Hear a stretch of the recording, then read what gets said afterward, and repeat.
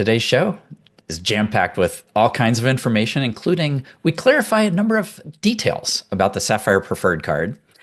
We talk about how Purdy Pass seems to be adding resort fees and how to build a world-class Wells Fargo wallet. Frequent Miler on the air starts now. Today's main event, a world-class Wells Fargo wallet. We tend to ignore Wells Fargo cards a lot. They're not top of mind the way Amex and Chase and Citibank and Capital One cards are, but they have some really compelling cards, including transferable points cards. And we're going to talk about how you could build a really awesome wallet just with a few Wells Fargo cards. I think you're gonna have to convince me a little bit, Greg, because really awesome sounds strong to me. So I'm curious to see if you can convince me that it is a really awesome wallet. But there's definitely some interesting cards. So I'll give you that, and then we'll debate whether or not it's an awesome wallet probably by the end. Well, whether or not it's really awesome really depends on whether you want to alliterate well, because world class is better when talking about Wells Fargo than awesome. True. So it's a true much more world class wallet is what we're really talking about here. Keep it world class, Wells Fargo. All right. So don't forget, if you want to jump ahead to something or you want to come back to something later on, you can always find the timestamps in the show notes. That's where you'll find the entire show description. So just expand that description box and you'll find links to things we're talking about and whatnot. Wherever you're watching or listening, don't forget to like this video or podcast or leave us a review. We always appreciate your comments and feedback. All right. Let's drag out this week's giant mailbag. All right. This week's giant mail is huge. We got a ton of giant mail to go through today. So it's get ready for huge. it all. Upstate New York huge. reference. It is huge. It's all in response to last week's episode, which was titled something like Beyond 100K, where we talked all about the Sapphire Preferred card. So Beyond 100K referred to the 100K offer that's out as we record this for the Sapphire Preferred card. And Beyond that show was all about how to get a lot of value from the Sapphire Preferred card beyond just that welcome bonus. So that's what we talked about last week. And there was a lot of good input following that.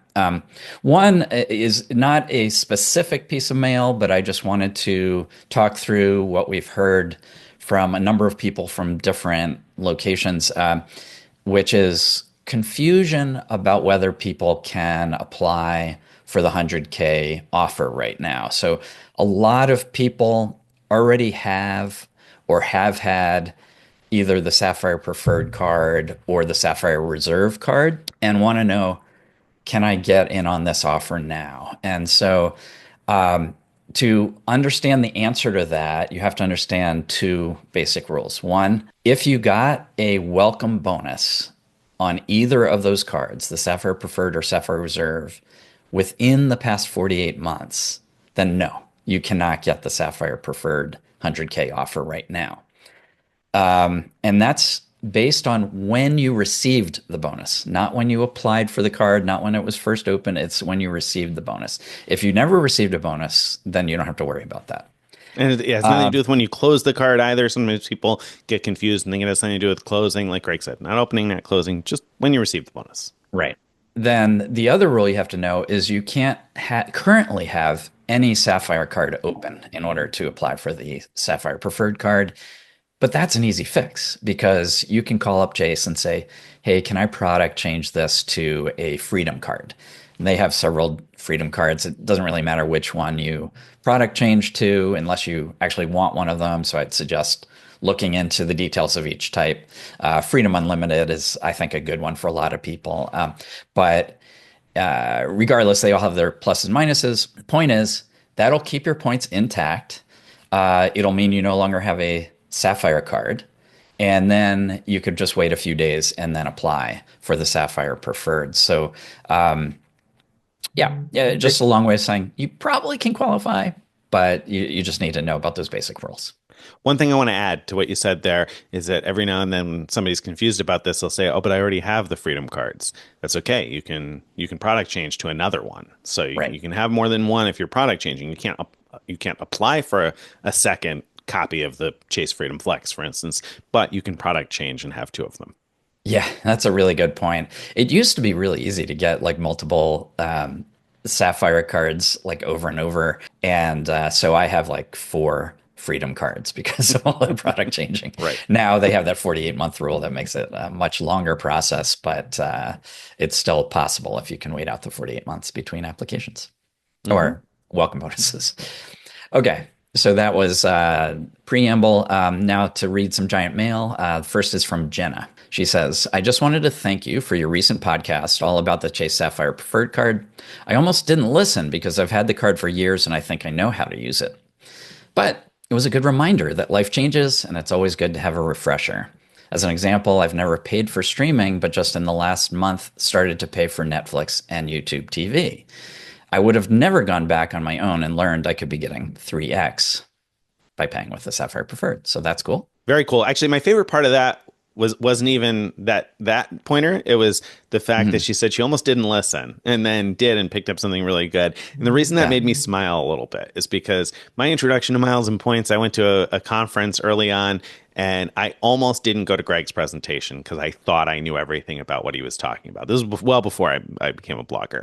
And I was like, oh no, I think I know everything about that topic already. But I sat in it anyway thinking, oh, I'll listen, and blew my mind. There were like so many things that I didn't know about what I thought I knew everything about. I was like, oh wow, I was only scratching the surface. Like Greg was so much deeper into this than I had ever imagined. And that totally blew up my world. And here I am now a blogger. So I find there's so many of those types of things that happen in life where you're like, I think I got all that already. And then, you do pick up something new. I mean, we pick up new tips from readers all the time too. That will give us a tip that I didn't think of that. That's a great idea. So I think it's always good to, whether it's listening to the podcast or connecting with other people and discussing this stuff, always good to listen in and find out what you might have missed.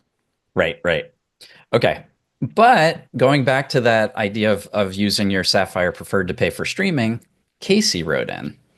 And Casey said, in the recent show on the Sapphire Preferred, it was stated that this is a good card to set and forget for streaming services at 3x. I wanted to point out that despite it saying cable for 5x on the Inc. Business Cash card, I can attest to the fact that services such as Netflix and Disney Plus trigger the 5x. When I heard both hosts saying that they use the Sapphire or will, I know that they have business cash, so I figured I should reach out with this data point suggesting the Inc. Business Cash to pay for streaming TV-ish services like these. Way to step in there, Casey, and make my point for me.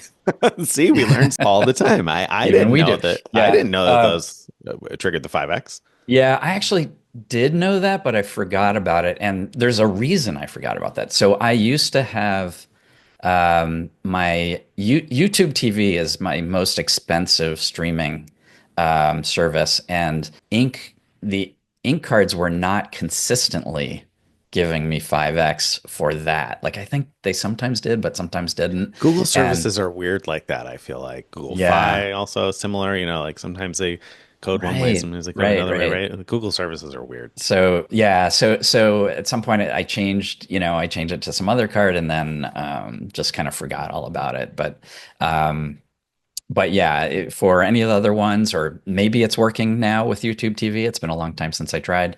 Getting 5x with the Inc. Business Cash card is a great idea.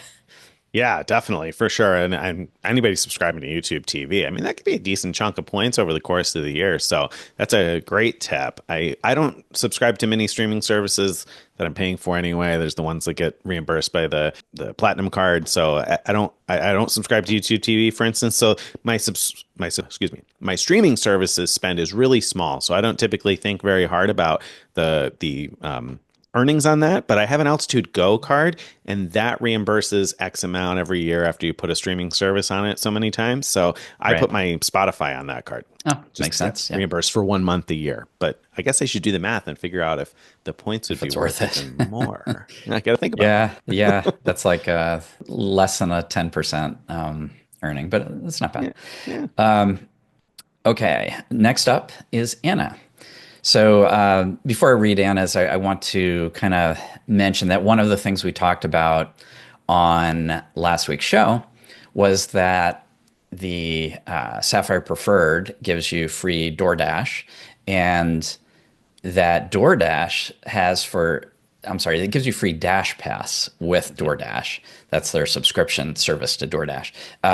And if you have Dash Pass, you get the ability to buy gift cards for 10% off. And there's these certain gift cards called Zift. And some of those Zift cards allow you to convert that credit to Amazon.com. So we talked about that you could save 10% at Amazon by buying these cards. So I needed to say that because Anna wrote in saying, I was very excited about the opportunity to get a discounted Amazon gift card.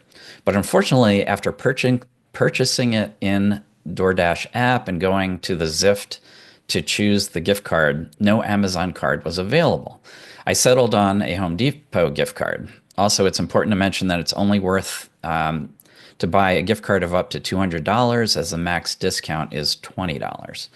So I don't know. I haven't tried buying one of these, so I don't know if you have to get a certain Zift card in order to do the Amazon. Maybe she bought the wrong one, or if it changes what's available once you go to redeem your Zift card. I'm not really sure, but just something to watch out for. Yep. Good tip. I assumed based on, so I didn't do this. This was something that we talked about last week, but I haven't actually bought the Zift card. So this bit was new to me. But I had assumed based on the way you worded it, actually, when we talked about it, that there are different Zift cards. So I wonder if that is it. That was my assumption anyway. Yeah, and that was my impression, but I haven't actually gone through the process of buying one yet. I do know that in some of the pictures that you see, like one of them shows Amazon as a redemption option, others don't. So that's why I said it that way. That makes sense. That makes sense. All right. So good safety tip there to check on that if you're going to be buying one of those. Yeah. But Anna goes on to say, in addition, I got curious about Bilt rewards. So we talked about that it's a good idea with your Sapphire Preferred to still sign up for Bilt rewards and add your Sapphire Preferred card to the Bilt wallet because you can earn extra points at Walgreens, at restaurants, and other things. She said, I don't have the Bilt credit card and don't pay rent. Decided to give it a go for dining and Lyft, which is another place where you can earn Bilt points. Immediately got an email that my Sapphire Reserve uncoupled from Advantage Dining. Bilt seems to have less relevant restaurants in my area than Advantage Dining. And she goes on to say Bilt offers 2 to 3 points per dollar on dining, whereas the Advantage Dining always gives 3 miles per dollar. And yeah, anyway, so I want to stop there. So a few things here. Which restaurants are available through Bilt varies by your location. And so for some people, you're going to have better options through Bilt, and for other people, you might have better options through something like Advantage Dining or, any of the other airline dining programs that are out there. Yeah, apparently you can only be enrolled in one of those dining things. So that's something to think about. The other thing that I want to mention is that the Bilt earnings vary based on the restaurant, the time of year, what kind of promotions the restaurant has going on. They could decide that they like you as a customer and want you to come back, so they might offer you a special 5x or more to get you to come back, or other perks. So it's not a set thing the way that you might think when you first glance at it. Yeah, and my impression is that over time that will probably get tailored more and more, and there will probably be different types of offers. A new restaurant in the neighborhood might offer more points per dollar on their slow days per week, and so we may see different, like Greg said, promotions and opportunities there that I think might make Bilt more interesting if it were the same experience in terms of the restaurants. Now, obviously, like Greg said, if you've got better restaurant options on Advantage Dining, definitely go with Advantage Dining for now, but keep your eye on the Bilt app and see if more restaurants are added over time, because they certainly could be. I think they probably will be in most large cities anyway. And then the other interesting thing here to me is this. I want to ask you, Greg. So let's say that Bilt was offering 2 to 3 points per dollar, and we know, you and I know that's not going to be a flat rate thing all the time. But let's pretend for a second that it was. And let's pretend that the restaurants are equal. Would you rather earn 3 American Airlines miles per dollar, or chance it that you might get 2 Bilt points and you might get 3 Bilt points? So, yeah, I mean, in general, I value Bilt points more than American Airlines miles, but because Bilt has a number of really good transfer partners, and so it gives you more flexibility to how to use your miles. But it's not a slam dunk because the American Airlines option also gives you loyalty points. If you're hunting American Airlines elite status, then every little bit counts towards that. And American Airlines miles, at least until Citi becomes makes American Airlines a transfer partner. American Airlines miles are tough to get. There's not a huge number of ways. There are no good transfer options to get American Airlines miles. So again, every little bit can help because American has some really great sweet spot awards, especially on partners. And so I think it really depends on your situation. And Yeah, yeah. in my personal situation, I think I have enough American Airlines miles now. I would choose Bilt, but it's not obvious. Yeah, so for you're right. It definitely is going to depend on all of those factors that Greg just mentioned. For me, though, the variable that comes to mind immediately is if I had the choice between 3 American Airlines miles and 2 or 3 Hyatt points, which one would I pick? And I would probably take the Hyatt points because I Yeah. value Hyatt points a lot and I can't seem to get enough of them. Now, some will say, oh, there's a lot of ways to earn those through various Chase cards. And you're right, there are. But the ability to transfer to Hyatt or a bunch of other programs, I would generally pick the transferable points. American, like you said, if you're chasing elite status, they are hard to earn. There's a lot of reasons to go that route. So I wouldn't tell you you're wrong for picking American, but I think I would rather have 2 or 3 Bilt points per dollar than the 3 American Airlines miles. At least that's my I don't know, my initial thought about it. When I read this, I thought I'd take the Bilt points, but I would take the better restaurants for sure. If there are better restaurants, that would be the larger concern. Yeah. No, that makes a lot of sense. Absolutely. Might be All worth, right. just keeping an eye on keeping a different card linked. If you got another card that earns a decent dining, I mean, if you got a Sapphire Reserve, maybe you also have a Freedom Unlimited or, that earns 3 points per dollar on dining, and you could link one to each. That's a really good point. Should have your Freedom Um, Unlimited linked to Bilt anyway, so that you earn extra points at at Walgreens because Walgreens. yeah, because Then you that's get the three card points you'd per be dollar using. from the Freedom because the Hmm. Freedom cards earn 3 points per dollar at all drugstores, and then Bilt adds some extra rewards on top at Walgreens. Yeah. So that's a really nice combo. All right. Um, Sorry, okay, derailed so us there. next up, I'm sorry, I'm gonna butcher your name, Jangbum Kim, something like that, I guess. Wrote in saying, "Thanks for the tip on the DoorDash and Lyft benefits to get up to 10% off on some Lyft rides. Definitely a newer benefit that I was unaware of, so thanks for pointing it out. I just want to share some clarification for a different thing, the Chase DoorDash Dash Pass benefit. Like you mentioned, the wording of the benefit is a bit confusing. Get a minimum of 1 year of free Dash Pass when you activate by December 31st, 2027. And you stated, meaning we stated, that this would mean you would probably get free Dash Pass through the end of 2028 if you activate now. But I read their agreement a little, and it seems like the end date is December 31st, 2027.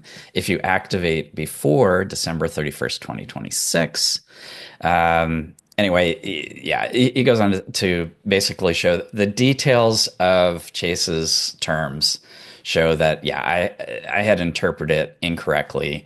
Basically, for most people, this benefit is going to end by December 31st, 2027, not 2028. The only reason it would go later than that is if you sign up in what 2027. 2026, I guess. No, if you sign up in 2027, then it would go into 2028 because you get a minimum This of a year. 2027. Yes, yeah, I Yep. did that.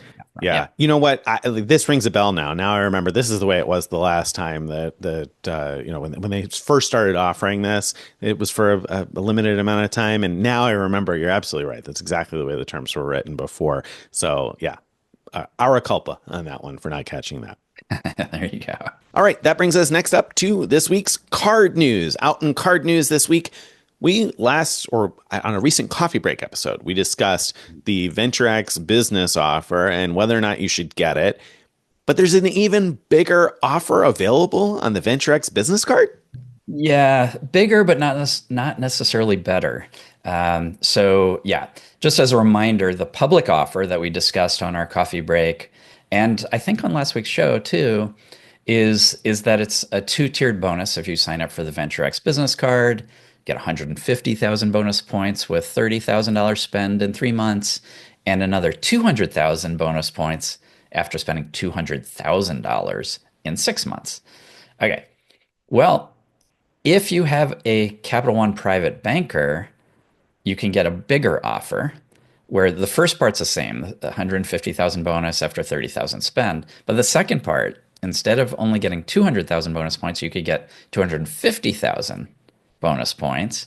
But that requires $300,000 spent instead of $200,000 spent. So to sum it up, you could get an extra 50,000 bonus miles, but it requires $100,000 more spend than the one we discussed. So, I mean, yeah, if you Yeah, sure. spend a Right. ridiculous amount of money, then this one's better.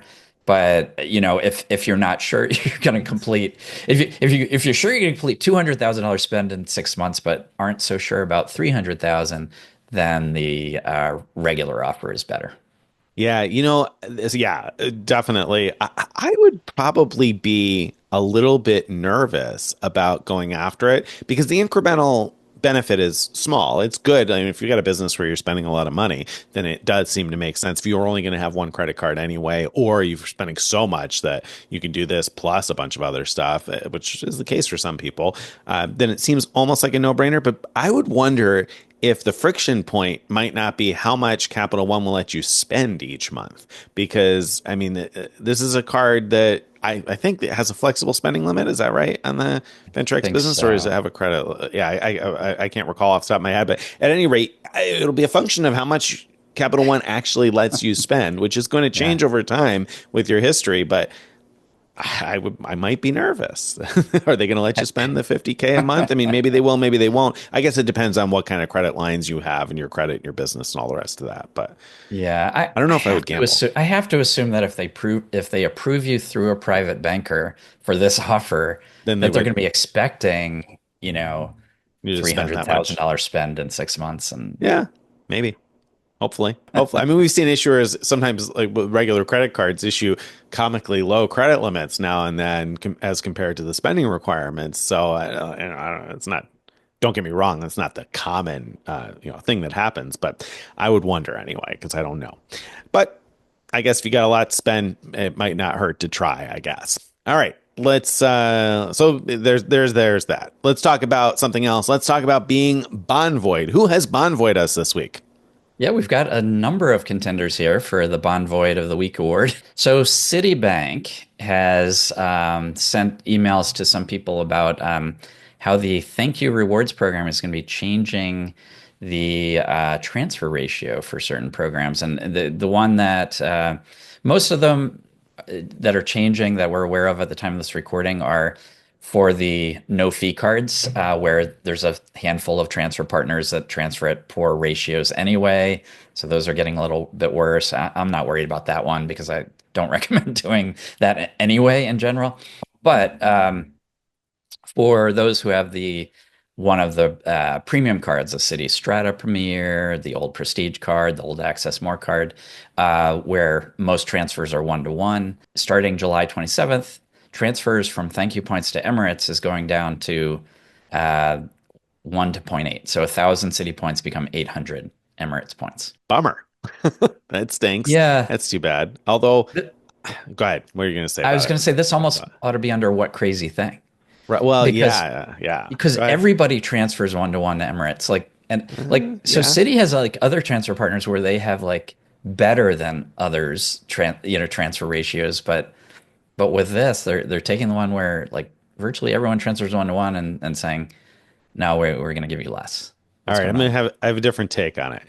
So, and this is fresh in mind because I wrote a post about going all in with Hawaiian Airlines miles, and in response, a commenter commented basically saying they don't trust Alaska ever since their overnight devaluation of Emirates awards and then a Japan Airlines devaluation that was without notice either. And those were things like the Emirates devaluation was probably 10 years ago. They haven't partnered with Emirates in a long time now. But when I read that comment, my thought was, at the time, I was upset with Alaska for doing that overnight. But now, with the benefit of hindsight, I imagine that that was probably precipitated by Emirates in some way because we've seen Emirates basically make it impossible to use partner miles to book first class over the course of time. Or then finally, now you can with Air Canada Aeroplan, but they had to create an entirely separate award chart because obviously Emirates wants so much for those awards that they needed to create this outlandish award chart. They've increased surcharges on so many of their routes. So there's very few routes where you're going to pay a reasonable number of surcharges anymore. It really seems like Emirates is just not all that interested in playing ball with anybody. So I'm going to make a prediction that Citi is the first to do this, but might not be the last. I'm Yeah, thinking that Emirates is probably the driver here rather than Citi. that would make sense. That would make sense. And yeah, that would be a shame. I mean, you know, wow. I don't know that like if it stays just City, it's probably not a big deal because so many of us have a lot more points with Amex or Chase. But if it happens to others, that's going to be a real problem. Yeah, yeah, especially for those of us with a bunch of Emirates miles sitting in an account waiting to find a use someday. Anyway, so yes, bad news there though. All right, but that's not the only Bond Void event this week. We also got Bond Void by OneKey Cash, which, as you'll remember, is the rewards program of Expedia and Hotels.com. Or maybe you won't remember that because it's not very memorable ever since they kind of torpedoed the program anyway. But in Yeah. addition to Expedia and Hotels.com, they also have Vrbo. And it's unfortunately getting worse. The rewards program, that is getting worse for Vrbo stays, right? Right, right. So the one key program, as Nick said, is already pretty unrewarding as it is. But one of the advantages of it is that you can earn rewards, the same type of rewards across these different sites. So that you earn the one key cash, which can be used for bookings.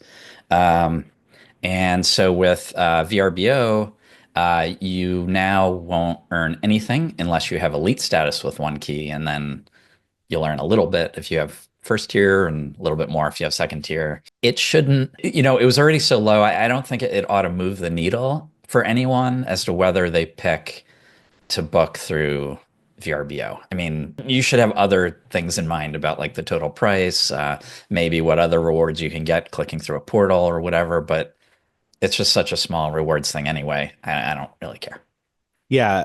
So to put this in perspective for anybody who's like, well, I still want to earn something. I don't care how low it is. It's fresh in mind because I made a very expensive hotel reservation for a hotel that's not a chain or anything for late this year. And so the reservation was around $3,900 and I'm due to earn $64 in one key cash on that. So, Mhm. yeah, if they cut that to $30 or whatever on a similar spend with Vrbo or $20, it's really not going to make any noticeable difference for me. It's such a small return on huge amounts of spend. And maybe that's not a huge amount of spend to everybody, but on that amount of spend, it's such a small amount of return that I don't think hard about this. The only time that one key cash comes into mind is the fact that you can earn one key cash with a price guarantee. And I did successfully get a price guarantee last year. So I've got a handful of one key cash from that. So you could do that and get some one key cash, not through Vrbo, of course. And then the other thing is they said you earn more with elite status. And that's true. And elite status is actually pretty easy to earn if you book like your rental cars, if the price is the same anyway, through Expedia or whatever, you can earn status relatively quickly with just a few booking elements. So there you have it. Best of luck on that. All right. My least favorite piece of Bond Void news this week is coming up next. And that is that there is a new Priority Pass lounge option in Los Angeles. The Virgin Atlantic Clubhouse is on Priority Pass. It looks really nice, but not only Yeah, do you have to use a Priority Pass visit, but you have to pay a $35 top-up fee to get into the lounge. right, right. Uh, yeah, I mean, so that's new, right? Normally, if you have a Priority Pass card and a club takes Priority Pass, that's it. You could get in. I guess you can argue, well, there's a bright side, which is maybe they wouldn't have accepted Priority Pass at all without this, and so it at least gives you the option to go somewhere you couldn't have gone. Right, right. That's optimistic. But then, of course, the dark side of that is that if I were a lounge operator and I saw that the Virgin Atlantic Clubhouse is getting away with charging not only Priority Pass, but also the guest, how long would it be before I start charging guests a top up fee too? And I just don't like where this is going at all. I can imagine lots of other Priority Pass lounges out there charging more, especially if they're as nice or even nicer than the Virgin Atlantic Clubhouse, or just at least as greedy as the Virgin Atlantic Clubhouse is in terms of just wanting more, which I imagine there's a lot of them out there that would if they could. And if they can, they might probably will. So Yeah. hopefully this is an isolated thing, but I don't feel real optimistic that it is. Yeah, you know what it feels like to me? It feels like hotel resort fees. In fact, even the price point feels like it. It's so Right. common for the resort Oh, fees to be $35 and the same yuck. thing happened. Like at first it was just a few hotels that were real resorts that had real benefits to these resort fees. And then other hotels said, wait, we can charge extra money that's not even advertised as a cost and require everybody to pay it. I'm in, and so many have copied that in so Yeah, many markets, yeah. and so yeah, I think that's a real valid concern. Yeah, but I guess no, this is not a bright side at all. If you have a Ritz card, I guess probably paying that fee with your Ritz card should be reimbursable as an airline incidental expense. But that said, I'm really unhappy about this because of the precedent it sets. It's not about Yeah, this specific lounge. I probably won't be at the Los Angeles airport using this lounge anytime soon because I'm based on the East Coast. So I'm not particularly concerned about that lounge. I'm just particularly concerned about the awful precedent that this sets. So, right, right. too bad. Too bad. I Mhm. hope Priority Pass doesn't go down that road. Priority Pass, if you're listening, you're going to become totally irrelevant if you allow the resort fee model to spread elsewhere. It's true. It's true. All right, don't do that. Priority pass. Okay, but that's not the only Bonvoy award this week. Finally, we've got Japan Airlines is out with a devaluation, reducing the value of your miles by increasing the cost of various redemptions starting, I believe, on June 10th, right? June 10th is the date. So just some examples between if you want to fly between the US and Japan using your ANA miles. No, Nope, it's Japan. miles, Craig. Slow down, slow down. The ANA devaluation is a whole different thing. Different thing. Different airlines, Craig. The Different airlines. if you want to use your Japan Airlines miles, then if you want to fly economy, it just goes up a little bit from 25,000 points one way to 27,000 points. No big deal. Premium economy jumps up quite a bit from 32.5K to 40K one way. Business class, pretty small bump, 50K to 55K, which that's a fantastic deal. Business class for 55K between the US and Japan. And first class, that's where things get really icky. First class prices are jumping anywhere from 40% to 57%. They price first class based on like seasonality. They have peak and off-peak pricing, and so the current range of award prices for first class is from 70,000 miles one way to 100,000, but that range jumps up to starting at 110,000 and going to 140,000. I would almost like that one is definitely the worst of the bunch, though. I got to say, the Japan Airlines first class experience is pretty good. So, even though at those prices, if you had Japan Airlines miles, it may very well still be worth it to enjoy the Japan Airlines first class experience. That said, who has Japan Airlines miles, Greg? Who cares? Like, Right. I don't have Japan Airlines miles. You don't have Japan Airlines miles. Nobody has Japan Airlines miles unless you've got the old Barclays Arrival Premier that was available for all of like 6 months and has Well, Japan or you had Airlines the in the Japan front, right? Airlines card itself Right, and spend right, on that, right? right, So right. I know a lot of people have that card and but Well, I don't know if a lot of people's the I right was going word. to say, I don't know a lot of There's people a few have it. people here Okay. and there. All right. All right. Yeah, That's yeah. But yes, Japan Airlines first class is fantabulous. I had so much fun flying it at the end of our Million Mile Madness trip. That was my last big flight, was Japan to Chicago. And I know you've flown it before as well. And even though it wasn't on their new fancier airplanes, it was just the best service, the best food, the best drinks. It was really such a treat. And so, yeah, yeah. it's not unreasonable to ask to spend that much. Also, this doesn't affect how much booking Japan Airlines with partner miles will cost. This is talking about booking with Japan Airlines miles itself. That's right. That's right. But speaking of who in the world has Japan Airlines miles, of course, the reason we're saying that is because they aren't partners with any of the major transferable currencies yet.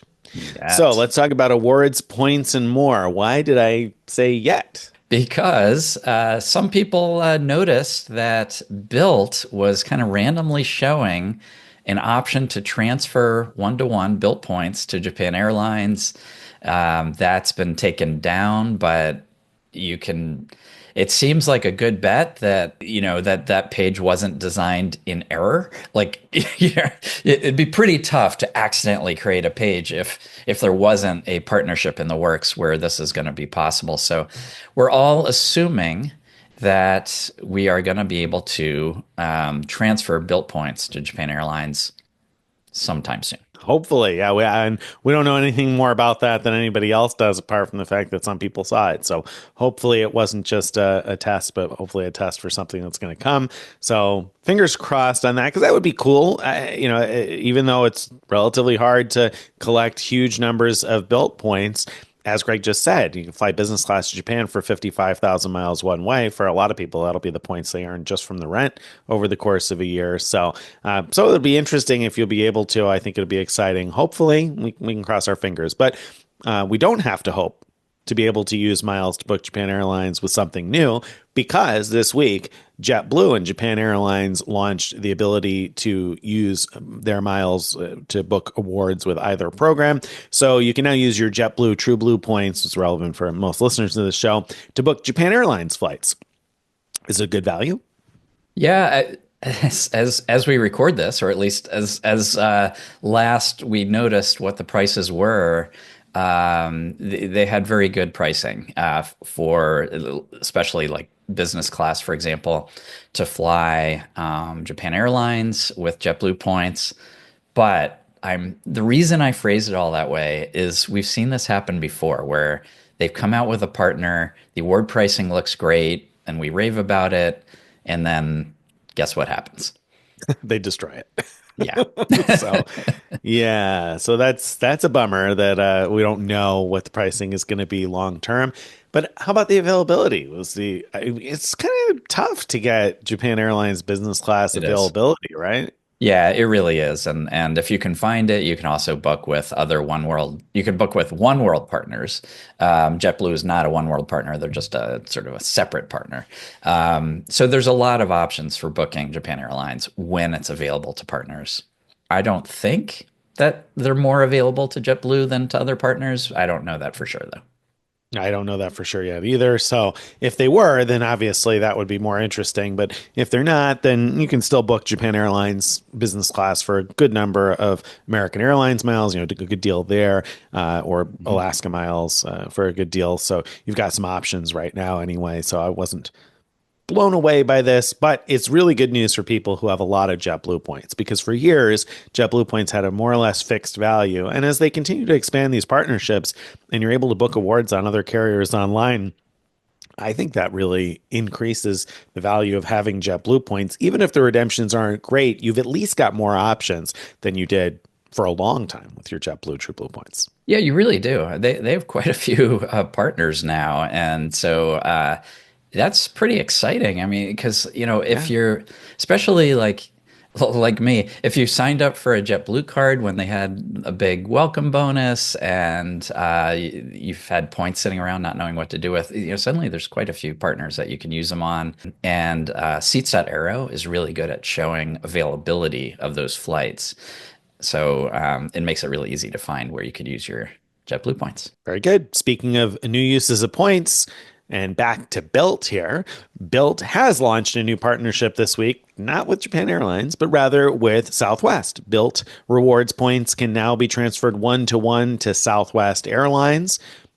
Yay or nay? Exciting or not? I almost feel like they did this to tease us because they knew we saw the rumor about the Japan Airlines transfer from Bilt, and so then we get an email from Bilt saying we have a new transfer partner, and I almost didn't read it because I'm like, Right. hey, Japan Airlines Yeah, is out, but no, it's Southwest. Right. No, not quite the same. Well, I mean, you know more about this than me. You looked into the value of Southwest points now that Southwest no longer has a. Previously, they had a sort of fixed scheme for how much points were worth. It varied based on taxes of flights, but other than that, it was fixed. Now that's off, that's gone, replaced with some magic formula behind the scenes. So, what did you find there? Yeah, well, I found that on average, of course, the value of points had dropped some, though it's perhaps interesting because you can get better value now if you're willing to fly at an off-peak time or time of year anyway, because when demand is low, you can get better value than in the past from your Southwest points. Of course, the inverse of that is true. If you want to fly at a peak time, then you're going to get worse value. So it's not a great transfer for booking flights at peak times, but there are definitely times when you can get 1.5 cents per Southwest point or even more. I think I got up to 1.8 something, looking at various options. So when flights are cheap, you can get really good value out of your Southwest points and probably do pretty well transferring Bilt to Southwest, or at least reasonably well. Not as well as you'll do with an international fancy flight that you could book through some sort of a partner airline oftentimes. But if you're looking to travel domestically, what I really like about this, more than the ability to get incredible value, is that it's really user friendly and easy. And a lot of Bilt's user base is probably people that are young and in apartments and just getting into rewards. And so it gives them another familiar option to use their miles and points. And what I like about that is once people get to that step of transferring to a partner and booking a flight and feeling like they've gotten it for free, then they can expand and learn more. And they say, oh, well, this is kind of interesting. What else can I learn? So it's kind of like a gateway drug. So I like that Bilt has good gateway drugs. So, so I think that Southwest is a good ad. It makes a lot of sense. It fits with what is presumably a younger customer base for Bilt. So I like it. It's not wild and crazy exciting. It's not going to be thrilling for many people, but I think it's a positive ad. Totally. Yeah. Do you think you're likely to do it? No, I don't think I would ever transfer points to Southwest. I mean, especially not now, because now it's variable. There are times like, if I was looking to book a flight and I needed the points right away, and especially if I thought I might cancel the flight, then I might transfer. And I should back up the truck on what I just said, because I have oftentimes said I've never transferred to Southwest and wouldn't consider it because it wouldn't have made a lot of sense. That's going to change, I think, a little bit when things change in late May, because here's the deal. If you book a flight with money starting on May 27th, I think, 2025, and you later have to cancel, you're going to end up with a credit that expires, and it may expire in 6 months or a year, depending on the type of fare you bought. Whereas if you book using your Southwest points and you cancel, those points will just go back in your account. There's no expiration or anything to worry about. Super easy. So that makes them a little bit more valuable than face value as compared to using cash. So maybe there'll be times to transfer. I can't imagine I'll transfer many, but in the right situation, I wouldn't throw it away as a possibility. Yeah. Yeah. It's also worth noting that, Bilt clearly is trying to make themselves a good alternative to Chase Ultimate Rewards points. They have a number of the same transfer partners, and all the big ones now are covered. Like all the American programs, like they have the same hotel transfer partners, I think, including Hyatt. They have United. They have and now they have Southwest. I think they're missing JetBlue, I guess, still as a transfer partner. But the point is, like, for most U.S. members especially those who aren't as much looking at what the foreign program options are, you're going to be seeing the same transfer partners that you would have considered with Chase with Bilt, and that to me is actually. It means even more that what I said last week, which is that earning both Bilt points and Chase points makes a lot of sense because when you go to use them, if you don't have enough Chase points to transfer to Southwest or whoever it is you want to transfer to, maybe you have Bilt points that can top off the transfer, and so you can do both to the same program and then use those points that way. And so they're I think of them as complementary, even though Mm-hmm. in each of their own camps they're looking at rivals. Oh, right, right. I think it's a really good point.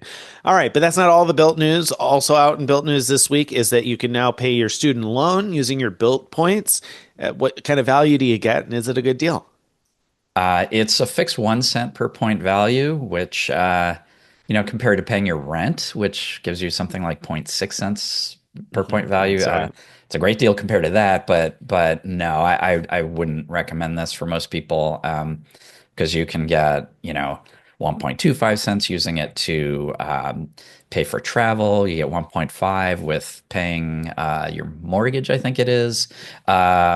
And I forget what that whole deal was, but and then down payment. of course you could get much better value when transferring to select partners when you have a really good value award. Yeah, I mean, there's no doubt there's better ways to use your points with Bilt.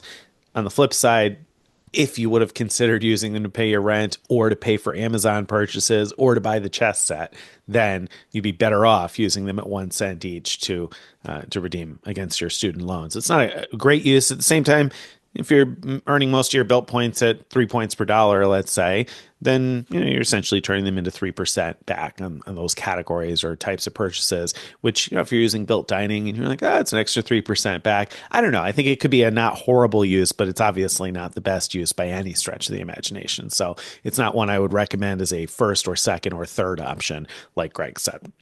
Yeah. All right.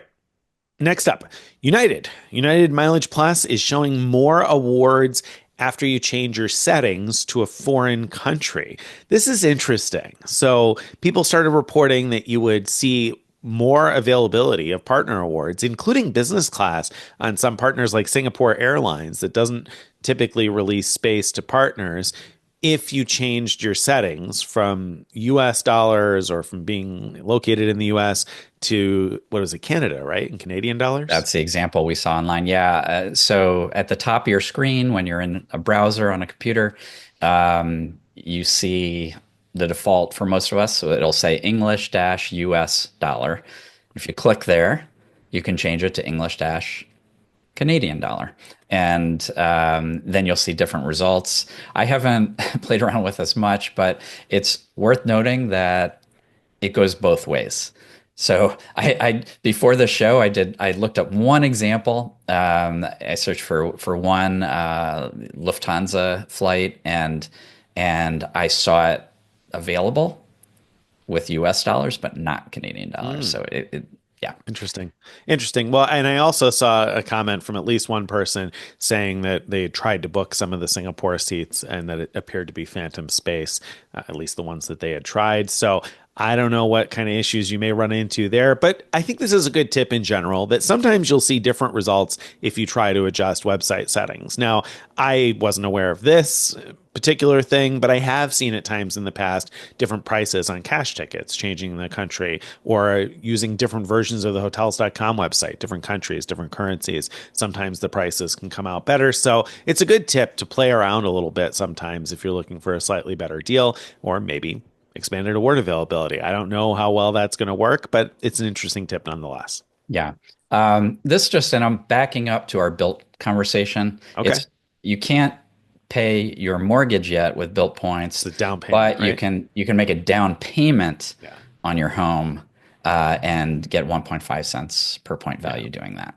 I think I said that in the background while you were talking, but I said it pretty low. I was like, I think it's down payment, actually, not mortgage. But yeah, I'm glad you highlighted that so that people don't say, "Whoa, whoa, frequent miler said." Good catch, good Right, catch. right. Going back to the United thing, do you find this so like how does this really help us in practice? Because like I can't see myself like running search after search trying different countries. Like that seems like a lot of work. No, you're right. I mean, not every day, but I think if I'm in a situation where I have a specific day and I need to find availability on that specific day, or I'm pretty specific about the routes, not even or, I think in that type of a situation where I'm like, okay, Yeah. I can only travel on this day, or I already have some plans and something fell through, and now I need to find something here and I can't find anything, then I might go You go to to chat. looking around and clicking around like that. And that's top of mind for me right now because I'm kind of in that sort of a situation where I have a very specific need. And so I haven't been able to find anything to fit that need. And so maybe that's something I would do out of desperation. It's not something I'm going to do day to day, I don't think. That makes sense. That makes sense. All right. Then finally, no, not finally, but Wyndham points. You can now use fewer Wyndham points than before for your cash and points bookings. In the past, it was 3,000 points plus some cash component if you were going to book a points and cash reservation. Now it could be as few as 750 points and some amount of cash.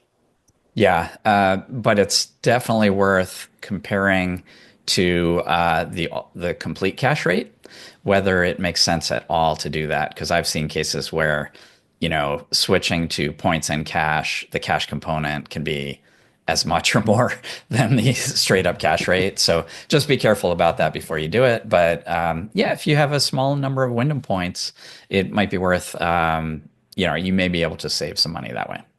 Well, and on the flip side, I know in the past anyway, Stevens pointed out a few times, and I've noticed a few times that the opposite of what Greg said too, that sometimes that the points version of that, or the points component of the points in cash is saving you more money than you would typically get out of Wyndham points, more than 1 cent per point, Mhm. sometimes 2 cents per point, or in that range anyway, maybe even a little bit more. So I don't know. I haven't played around with this very much, but it's interesting to know either whether you have a small number of Wyndham points or you're just looking to really eke out as much value as you can. You can kind of hunt out those types of redemptions. Yep. Yep. And then last but not least in this category, you wrote a post this week about Gondola, an AI sort of a hotel award booking tool. Yeah, yeah. So it's a new tool that lets you search for hotels and shows you both the point prices and the cash prices. And there's a number of things that I really like about this program, and there's a number of things I really dislike about it. But the main thing that kind of got me interested in it is that it's the only tool I know of right now where when you sort by point value, that lets you sort by point value as opposed to just number of points or cents per point. And the reason that matters is that I just found this really frustrating. Like, so I'll be like looking for like a weekend stay in Nashville and show me all the hotels and the point prices. That's great. There's several tools that'll do that. When you sort by cents per point or by number of points required, and you want to see the lowest, number of points or the greatest greatest cents per point, That's per point. you uh, the Hyatt hotels all float to the top, regardless of whether they're actually good value at all. And they do that because Hyatt point prices are on a different scale from the other programs. So like each Hyatt point is worth 3 to 4 Hilton points, for example. And so Hilton points are all going to float to the bottom of that kind of sort, even if they're a good value for the points. And so I found that very frustrating. It'd be an easy fix for any of these programs to do, but this is the first one I know of that's actually done it, where when you sort by point value, it's basing that on what's the average value of Hyatt points or Hilton points, and it takes that into account in its calculations and then sorts appropriately. So you really do get the best value options at the top, which is really useful. It also has other really cool features, like when you click into a hotel, it shows you the typical point ranges for this hotel, typical cash ranges, and so you could get an idea whether the state you're looking at is a good deal. Supposedly will automatically alert you if point prices go down of a hotel you booked or cash rates go down of a hotel you booked automatically without having to set an alert. All that said, there's some big downsides to this as well. And the biggest downside is that it wants you to allow your email address to give it access to all of your emails. That's I can't recommend to anyone to do that because that's such a big security concern. I don't think Gondola is going to do anything bad with your data, but they could. And so If you're gonna use Gondola, it's annoying, but I really think you should set up a like a dummy email address that is not your primary one that you use to log into your loyalty accounts and your bank accounts and things. Yeah, yeah, I don't like that at all. That's the thing that turned me off from the tool initially when I first saw it. It's been out for a bit now, and it's I've played with it some, and I like the interface. It definitely has its pluses, like you mentioned. I think the ability to sort, as you said, by value as compared to the average value of that particular currency is interesting because, if you're getting 1 cent per Hilton point and 1.5 cents per Hyatt point, the 1 cent per Hilton point is more interesting because that's Right. way above what you would normally get for a Hilton point, whereas 1.5 cents per Hyatt point is pretty ho hum. It's not not a particularly exciting redemption. So it's cool to be able to do that. And some of the AI work they're doing to try to predict the types of hotels that you will like based on the places that you usually stay, I also think is interesting because in a big city, I often don't know where is it that I want to stay and which hotel would be the best fit for what I like. And so it's kind of interesting having an AI tool that can kind of get to know me and figure that out over time.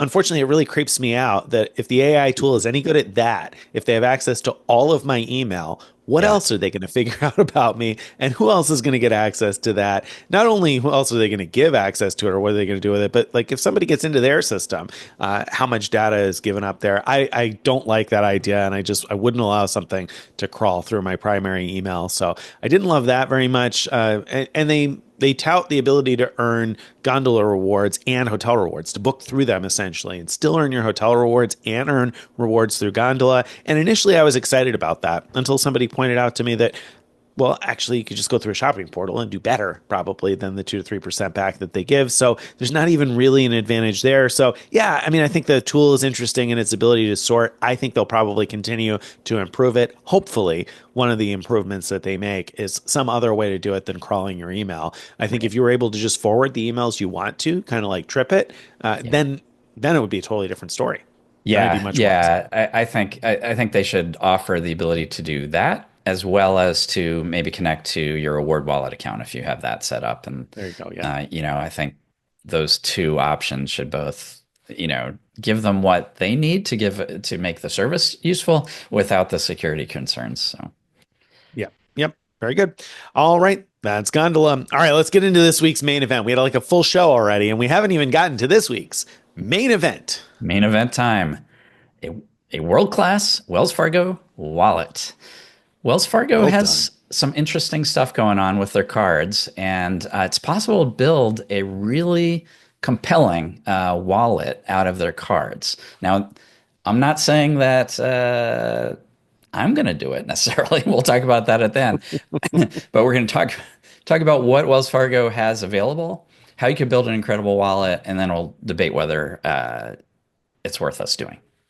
All right. So the reason we're talking about this, if you've kind of not paid much attention to Wells Fargo for a while, which is fair, is because they do have a transferable points program and it doesn't get a lot of press, but it's kind of interesting because they do have some airline transfer partners that are pretty useful. So you can transfer 1-to-1 to Air France, KLM Flying Blue, Avianca Life Miles, the Avios programs, which, as you know, Avios covers British Airways Avios, Iberia Avios, Aer Lingus Avios, Qatar Airways Avios, Finnair Avios. So you got a whole bunch of different options there, and Virgin Atlantic. So you've got four programs that are pretty widely, I shouldn't say widely useful necessarily, because after I say the words Virgin Atlantic, it's hard to say widely useful. They have very niche uses, but they're good when they're good. So they're useful programs anyway, for useful airline transfer programs. And then of course they also have choice privileges at 1-to-2, very similar to Citi Thank You rewards. You can take your points and transfer them 1-to-2 and get double the choice privileges points. So that's all pretty cool. It is. It would be better if they had more transfer partners. This is a very small collection compared to the competing transferable points programs, but they have they have a number. They have most, I guess, of the main airline programs you'd want, but Yeah. there's quite a few. I don't Yeah. know. There's Yeah. quite a few that sometimes come in handy that are not there that you would want. You don't have Air Canada Aeroplan is probably the biggest missing link of the big ones. And of course, they're having only one hotel transfer partner is weak. Same time, the ability to do one to two to choice is pretty valuable. All right, so what cards can you earn the rewards with? Let's run down those real quick. So first up is the autograph card. The autograph card has no annual fee, no foreign transaction fees, and it offers 3 points per dollar on travel and transit, gas, and phone plans, wireless and landline. Oh, and streaming services as well.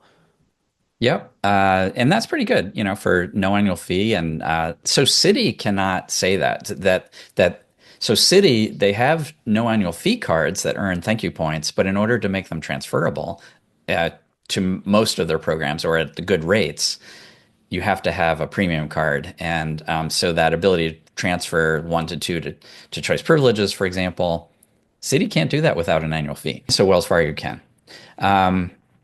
The other transferable points card you could get is Autograph Journey. So Nick talked about the autograph card. The autograph journey has an annual fee, $95, also has no foreign transaction fees.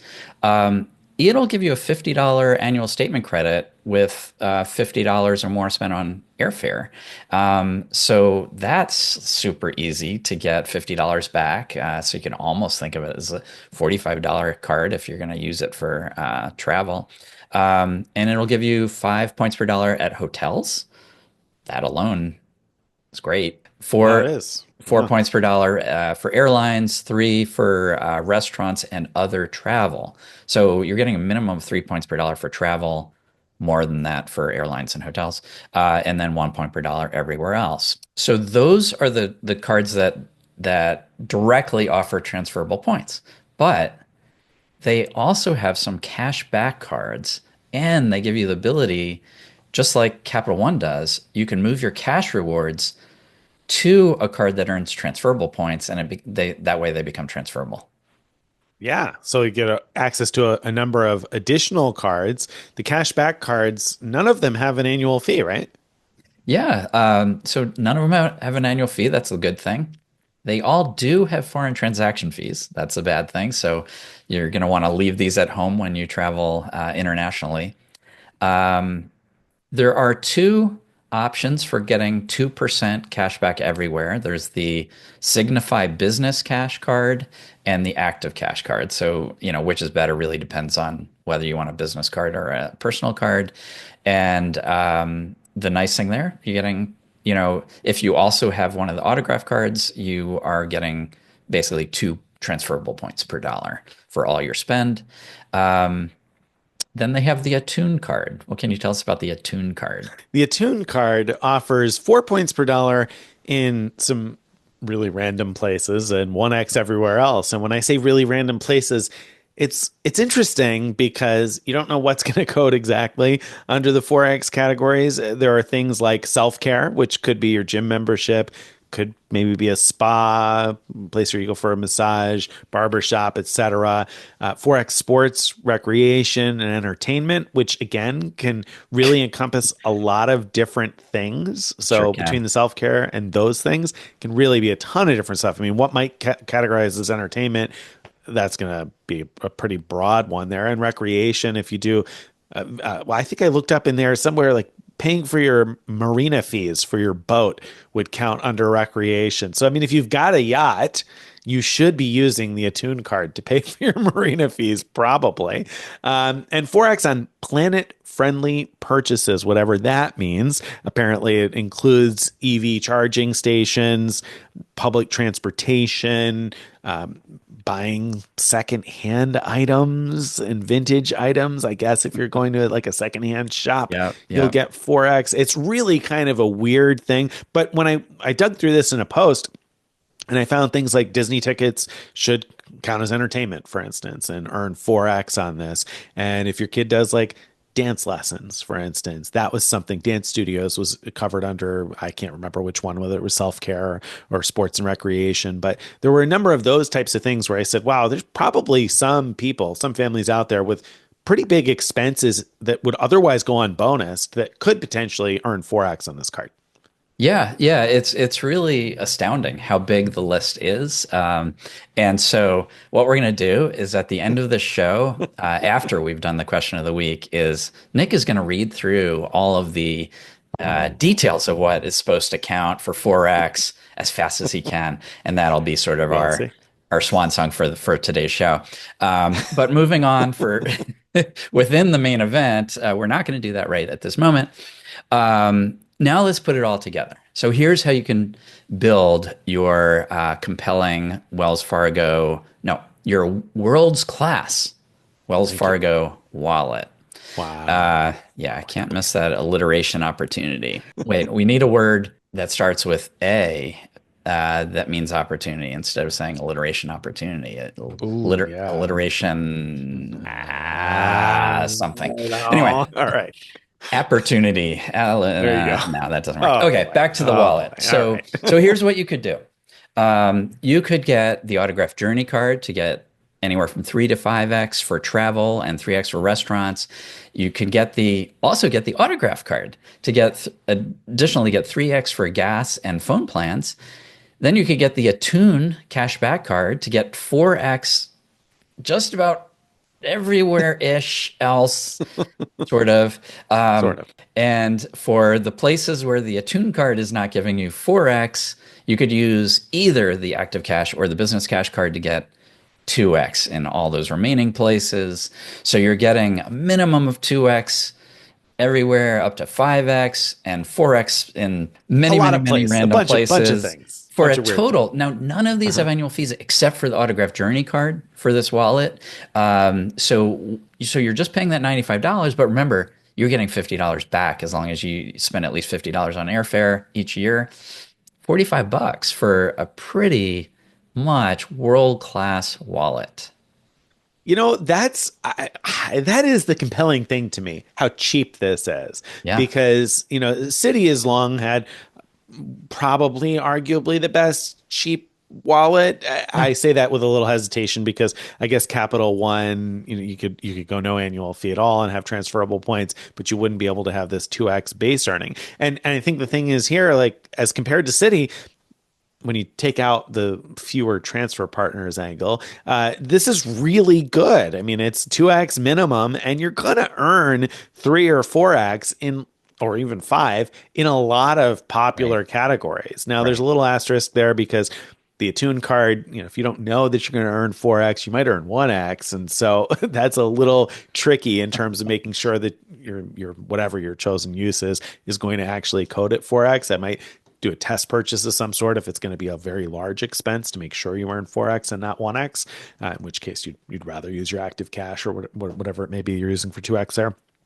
So yeah, I think it's interesting because for the cost, that's a pretty robust amount of points. And then when you consider if you like choice privileges and preferred hotels that you can book through choice, when you consider that all of those are really double the number of choice points, I don't know. This is interesting. However, world class, Greg, with only like 4 airlines. Is that world class? That's the problem. So yeah, I mean, just to restate some of the issues that Nick just mentioned. I mean, yeah, with the active cash card, that's amazing. But how are you going to know that you're going to The earn Attune, you mean the a Attune tune? card? Sorry, the tune Yeah. card. How are you going to know that you're going to earn 4x on whatever you're about to purchase, and are you going to risk getting 1x?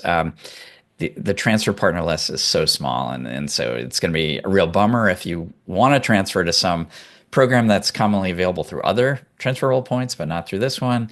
And then there's one, I don't know how to measure this one, but I don't have any personal negative experience with Wells Fargo, but a lot of people do. I just like run into people a lot who say, well, I'll never Wells Fargo.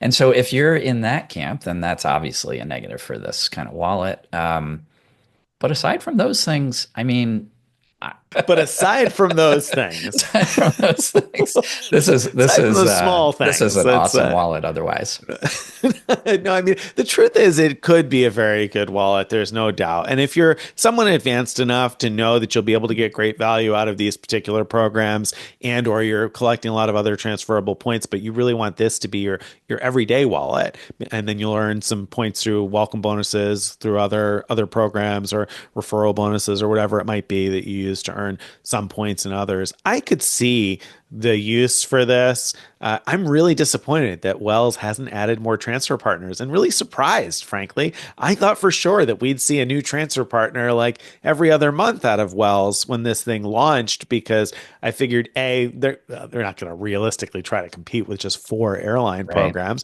I figured they were just trying to test the waters and make sure that everything went smoothly before they added more that they already had worked out behind the scenes. And since they were issuing the Bilt card, I figured, well, they've got access to like get in the door and get those meetings with the right people. And, because they obviously has built connections, no pun intended, with lots of different loyalty programs. So I thought that part of the reason Wells wanted to be involved there was to learn from that experience a little bit and expand into a competitive transferable points program.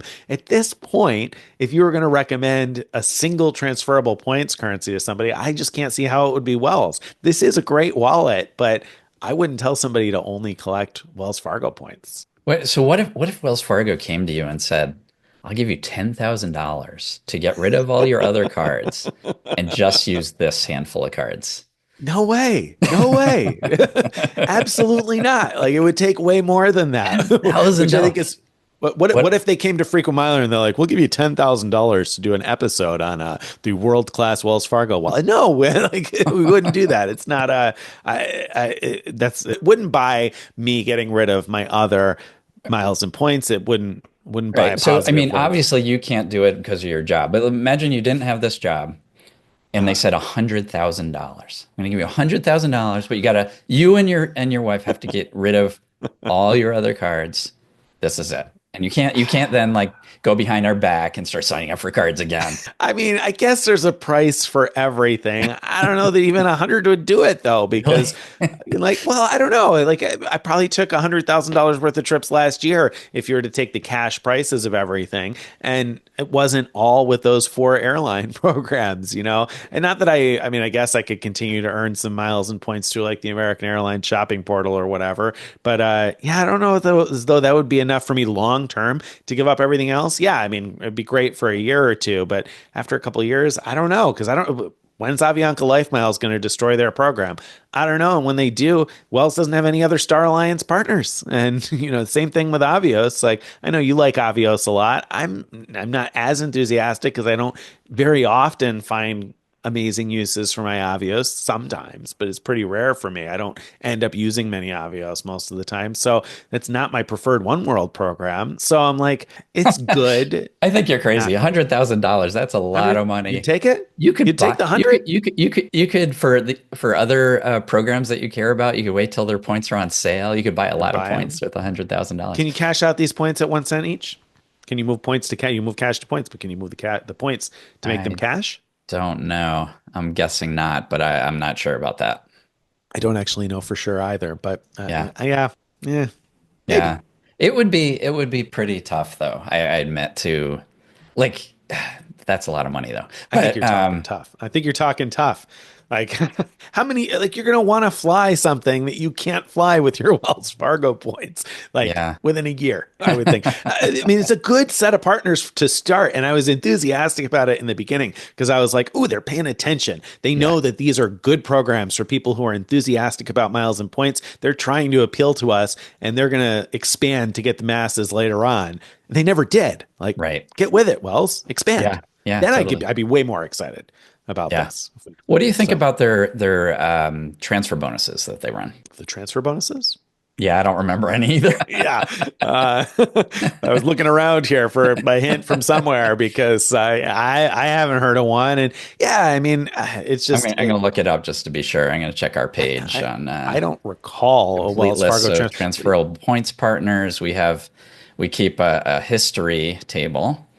Um, Oops, I went to the wrong one. Oops. I will say this. I will say that as you were talking about this, as we were talking about this, I thought to myself, maybe I should get an autographed journey card because I do sometimes pay for hotel stays, not a lot, but I do sometimes. And 5x Wells Fargo points, I think I would rather have that than have the 6 Marriott points per dollar with one of my Marriott cards, or even the 4 Hyatt points per dollar with one of my, at a Hyatt with a Hyatt card. So there was part of me that was like, that card is a good deal to have for those types of things. So I'm not anti Wells Fargo or against this. It's just not a well. I can't picture the person to whom I would recommend this as their primary thing. I think it's only going to be a wallet for somebody who is also maximizing other stuff until Wells expands the program. I actually think it could be a primary wallet, but as long as you're earning welcome bonuses, refer a friend Okay, bonuses, fair, and so on fair. from the other Yes, programs, right? yes, agreed. Then yes, Yeah, and absolutely. then I think it's a really good wallet, and it's keeping your annual fees down to very close to zero. Yeah, no, so I misspoke before. I didn't look at our current um, um, current transfer partners page. That's a different thing. I looked at our current transfer bonuses page and looked at the expired transfer bonuses. Wells does not show up at all. Yeah. It's a Well, bummer. I mean, well, no Wells. All All right. right. Well, yeah. So you're right. World-class wallet for somebody who's also collecting a bunch of miles and points through welcome bonuses. Then yes. Then I think this is potentially a wallet that Greg the frequent miler should be carrying around. Yeah. As things stand now, though, I'm still in the Citi camp for not that I don't restrict my wallet to one thing, but if I wanted to, I think it'd be more likely to be the Citi ecosystem, especially because I have that old Rewards Plus card that gives me an extra bonus. Anyway, that's neither here nor there because I'm not actually doing it anyway. There you go. But you could if you wanted to. And I that's the point of could. today's I show would that not. you could put And I together a would not world-class feel wallet if you particularly wanted to. like I'm losing out on a lot if this was my wallet, as long as I can earn points other ways too. Until one of those like 4 airlines devalues. And then you'd be like, come on, And then, Wells, get then with the I'm program. stuck with choice. Right. Right. Okay. All right. Well, there you have it. Interesting stuff. Let us know in the comments what you think and if $100,000 would be enough for you to give up everything else for your world-class Wells Fargo wallet. Let us know. Let us know. Yeah. All right, let's get to this week's question of the week. This week's question of the week is about collecting miles and points, and it's one that I don't think we'll answer in full by any stretch, but it's one that I thought was interesting. So, Paul wrote in and said, "You often say how you accrued millions of points, more than you can spend. For a normal person, even opening 8+ cards a year, getting to this level of miles accrual sounds so difficult. So I wonder where the gap is. I'd be curious to know these things. Number one, how many of your millions of miles come from sign up bonuses or introductory bonuses versus spending, a rough percentage? And two, what are your main sources of credit card spend? Is it your business expenses, reimbursement through work, genuine organic spending as part of your lifestyle, or other methods? I started playing the game, open 3 to 5 cards a year, and have about $50,000 of credit card spend a year. I put everything on my card, including rent, but it's highly discouraging. I cannot imagine reaching a balance that'll allow this kind of careless flexibility. Thanks, Paul. So, Greg, where do the majority of your miles and points come from? How you doing it? Yeah. Well, it's a really good question. So I'd say probably the majority are still from welcome bonuses. I'm kind of guessing here because I haven't done like an Right, inventory, but right. but I look for there's often opportunities to get, even with Amex, like the same card you've had before, because sometimes they have these like special offers that don't have language saying if you've had this card before, you can't get it now. Sometimes they don't even if that language is there, sometimes it doesn't apply if the last time you had the card was like 6 years ago. So I tend to sign up for Amex cards quite a bit, and other cards too. I think the difference is I don't worry about how much organic spend I have each year so much in that I look for other ways to increase spend and either get the money back. Like I used to do reselling, like so there's buying groups where you can buy things and sell them and basically get your money back, but increase your credit card spend that way. I tend to these days put a lot of spend towards quarterly estimated taxes for my business, and I use a whole variety of credit cards to pay that. So I'm willing to pay the fee, the around 1.88% ish fee. Um, because welcome bonuses are worth so much more than that fee, and plus you're getting the value of the spend itself, the rewards from the spend itself. So I tend to look more at those kind of things, and I don't mind at all paying a fee, even up to 3% if it means getting a big welcome bonus.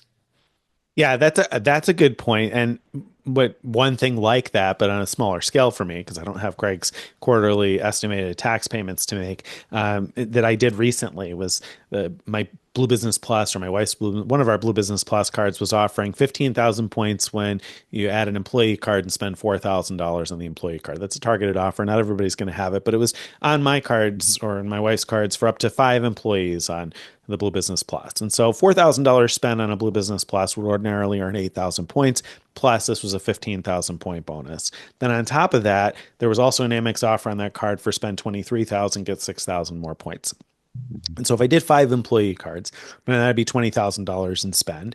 And so another 3,000 would get me that 6,000 bonus as well. So if I did the math right, 23K spend would get me to 127,000 total points, I think, if I did the math right. I just did it quickly in my head. But one thing I did was, so first of all, I added the 5 employee cards, and I went and I made payments for my taxes. So I overpaid my taxes, and I to hit the 4,000 spend on each one of a couple of those authorized user or employee cards in order to earn the bonuses, because I knew that I would likely get the refund for that overpayment in about 3 weeks anyway. And so essentially I'd earn the 15K and the 8K and then get myself closer to that 6K bonus. So that's an opportunity that was relatively easy to earn a decent chunk of points there that would represent like half of the annual spend that you were talking about potentially. How much you're going to overpay your taxes and blah, blah, blah. That's a whole nother thing. But I look for opportunities like that too. And it really brings me back to, I remember a time years ago, I was in Ecuador and we met somebody local who was showing us around. It was kind of a random thing.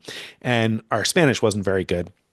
And we were trying to, for some reason, we needed the word pride, and I didn't know the word for pride in Spanish. And so we were like, kept thinking, oh man, I don't know the word to say this. And we had to use the Spanish words that we did know in order to try to explain the concept of pride. And eventually, it took a while, but eventually the guy we were talking to figured it out. And he's like, oh, and he said the Spanish word for it. And we were like, oh, it's great. And a takeaway from that moment for me for a long time after that I have no idea where this is going.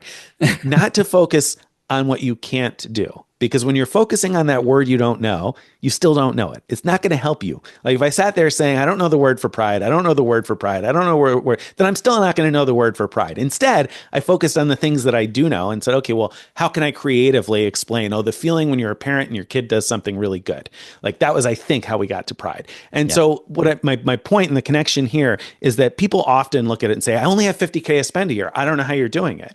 And what I would say to that is, well, you have to look for opportunities and get creative about how can I increase my spend, because you're not going to earn millions and millions of points probably with 50K spend a year. Now I say you're not going to earn millions and millions. You might earn more than you think though, because 50K spend, I mean, that'd probably be 6 or 8 different welcome bonuses, and you might get yourself pretty close, particularly if you have a player too and you're referring them and they're referring you as you open new cards. You might get yourself close to 1 million points by sort of timing that out just right. Be surprised if you were to try and maximize it, how well you could do.